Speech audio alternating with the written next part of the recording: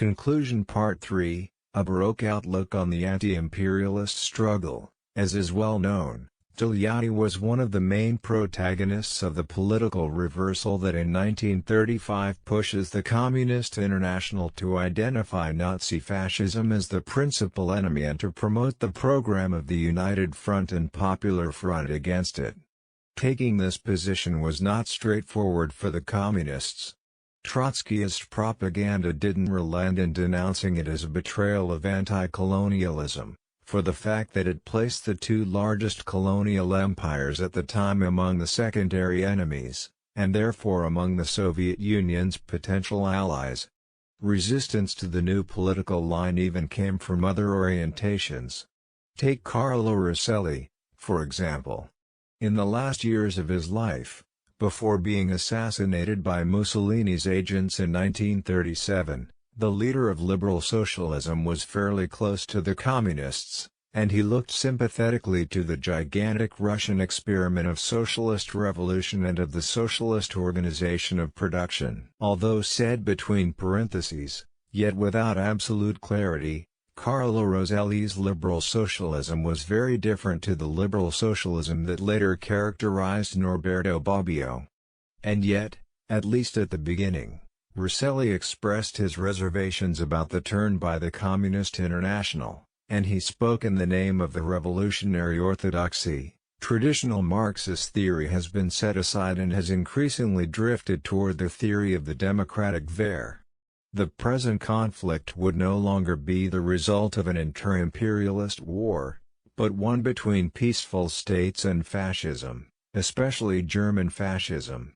The communist parties, at least those in the countries allied to Russia, will be forced into the Union Sacrée. In other words, by waving the flag of anti-fascist unity, the communists make their own the patriotic slogans that they condemned during World War I. That argumentative approach lost sight of, or didn't comprehend, the drastic changes to the international situation. The same representative of liberal socialism, writing on November 9 of 1934, said that the fall of the Soviet regime would be a tremendous calamity that we must work to avoid. Rosselli 1988, p. 304. With respect to 1914, a new contradiction has intervened, that between capitalism and socialism. And that was just one aspect. 20 years earlier, after having defined World War I as a war between slave owners for the consolidation and strengthening of slavery in the colonies, Lenin had added, "The originality of the situation is in the fact that, in this war, the destiny of the colonies are being determined by the military struggle on the continent." Low. 21. 275 and 277, the slave owners, the large colonial powers and the imperialists were alone in having the initiative. That is no longer true on the eve of and during World War II, promoted by the October Revolution. The world anti-colonialist revolution had already begun. The colonial slaves had left behind their state of passivity and resignation. In other words, aside from the inter-imperialist contradiction that characterized World War I, the contradiction between capitalism and socialism, as well as the contradiction between the great colonial powers and the revolting colonial slaves, are both at work. And that latter contradiction became all the more acute due to the intentions of the imperialist powers on the offensive: Hitler's Germany, imperialist Japan, fascist Italy, to take up and radicalize the colonial tradition, subjugating and enslaving even nations belonging to older civilizations.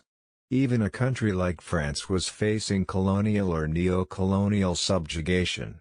Lenin had even predicted it to some extent.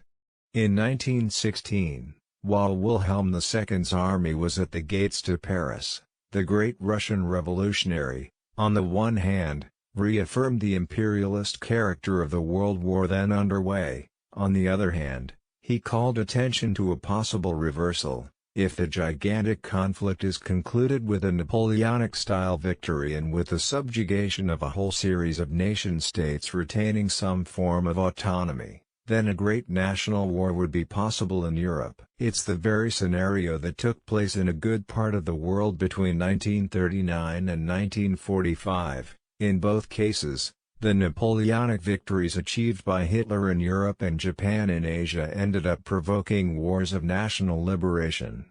Ignoring the multiplicity of the contradictions and their interaction with one another, in October of 1934 Rosselli defined the historical phase that we are passing through as the phase of fascism, imperialist war and capitalist decadence. While the reference to capitalist decadence may be an implicit reference to the rise of Soviet Russia, in any case the scenario outlined here completely ignores the anti-colonial revolution and the wars of resistance and national liberation. Maybe it wasn't only the difficulty in understanding the changes to the international situation that explains the resistance to the political turn of 1935.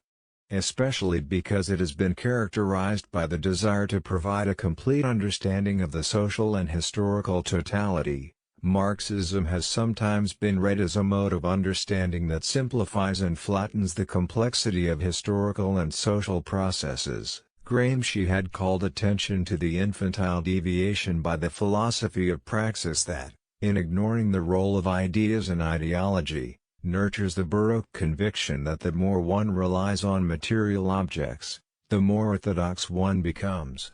It's a memorable passage for its stylistic merit. In addition to its philosophical merit, the self-styled champions of orthodoxy are ridiculed as followers of a Baroque conviction.